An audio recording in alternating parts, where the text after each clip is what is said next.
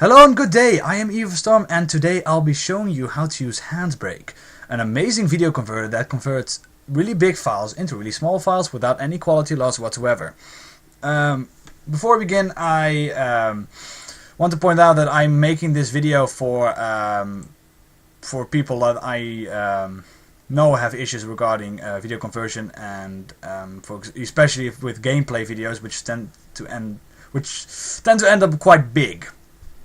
Let's keep with that. It's really the file size is incredibly immense.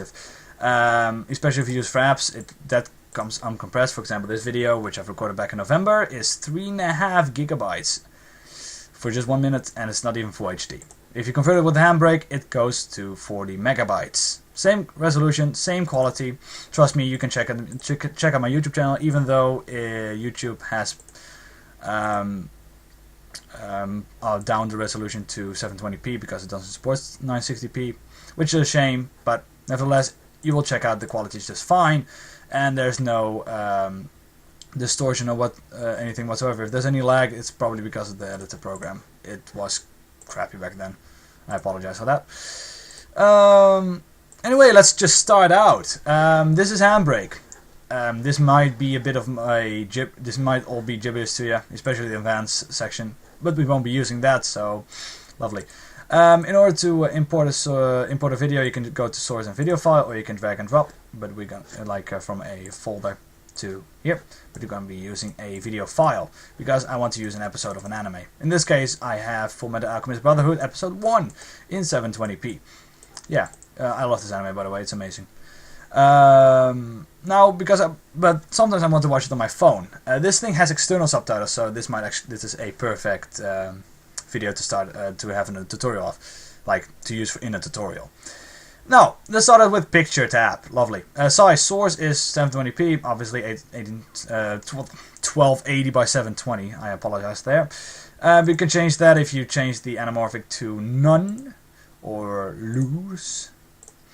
But just keep it on strict, because well, I see no reason why you would want to lower this. The file size will be immensely small. Trust me on that one. However, if you have something that's already converted to rather low file size, which in this case this is, Eclipse is an amazing release group that releases anime in a rather small file size, and even then, Handbrake was able to convert it to have like only half the file size left, and the quality was still there. However, anime is really easy to convert because it's rather simple animation. I mean, not simple as simple as in coloring and shading and everything. So that's not really big of an issue. If you like for example, Call of Duty gameplay video, it won't produce as much of a amazing result. But then again, nor will any other video converter. It will still make it smaller nonetheless. Cropping is only there whenever there are black bars on the sides or up and down. So unless you don't want that automatic cropping going on, you can go to custom and select all the 0 whenever there's a number there.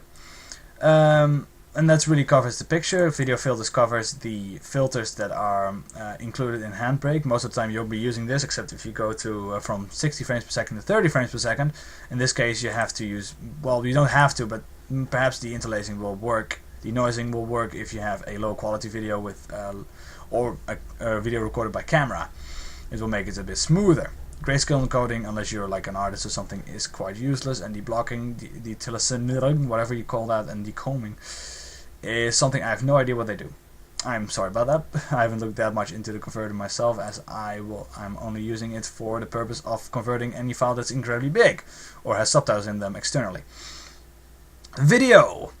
Video codec, frame rate, quality, and etc. Video codec, always keep that on X264, H264, whatever you want to call that, because FFmpeg is a bit, for me, it's a bit obsolete, and this works just fine, especially if you want to just upload to YouTube. Frame rate, unless you have 60 frames per second, just keep this the same as source, because 60 frames per second is not supported by YouTube and most major video sharing sites.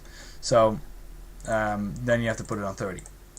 And then we'll of course go a peak frame rate instead of variable frame rate, because then it has to look up which frames to use and which ones not to use, which might take a bit of a longer time. But And anyway, constant frame rate, only use that whenever you think the variable frame rate is screwing something up, especially if it's like really dark parts, and then it will just use every frame. Otherwise, it will just try to duplicate every frame that's basically the same. You won't notice any difference, most likely, if you use variable over constant or constant over variable. But never mind that. Just keep it on variable. It will just be fine. Trust me. Quality, constant quality, RF20. RF is the system that Handbrake uses, the amazingness behind Handbrake. The higher you put this number, the more you put it to the left, the higher the compression will be. And of course, you can just put it on 0 and it will just be the same size. Kind of pointless. So just keep it on 20. 20 is perfect for everything, and especially if you just want to upload a video. If you want to share a video directly, you might have to put it a bit higher. If you have anime, you can actually put it on 23 or 24 and you won't notice any difference at all. At least in my opinion. If you're like a video file or something, you might notice a difference. And therefore you don't have to use average bitrate at all, because average bitrate will make it terrible. In my opinion, once again, don't quote me on that. Audio, quite simple. Most of the time you won't have to change this unless you really want to use MP3 instead of AAC. This will most likely be English for you. In this case it's a Japanese anime, therefore Japanese audio. Quite self-explanatory. Bitrate doesn't go higher than 160. Why? Because it's AAC. It's capped at 160. And once again, probably won't notice a difference at all. It sounds amazing in my opinion still. Subtitles, you can add in subtitles via here. It doesn't do it automatically, which is a shame if you want to do multiple episodes at the same time. But nevertheless, you can just add in right here. It will put it in the MP4 file, and you can even burn it in for mobile devices. Amazing. Once again, you can also remove it, import your own external subtitle right here. Chapters only meant for videos that support it. As you can see, you can import your own if you know how to do that. Once again, you will probably not be watching this tutorial if you knew how. Which can be useful if you only want to watch a certain part of the video. If it supports chapters, you can just select part 1 to 3 or part 2 to 5 or something like that. Once again, just chapter 1 to 5 in this case, and most of the time it will just be chapter 1 to 1. Advanced, once again, we will not be going through that because, well, I, for example, have not really got a clue how to use this anyway, and besides, most of the time using the RF system right here will just be enough, including the audio as well. You see these little check bars here. You can only use them whenever you think they actually help. This is really for example, this is kind of a hit or miss kind of situation. Web optimized means it will stream better. Basically, if you're using your own website, you want to stream it on your own website instead of YouTube or something, because YouTube will block it or something. That might happen. Large file size. Yeah. If the file is over 4 gigabytes, you need a 64-bit encoder. So only select that when you can. But not a lot of things, not a lot of video players support that, as far as I can remember. So just keep that unchecked along with these two if you just want to upload a video to YouTube. Once again, I keep repeating that because that's why I'm doing this.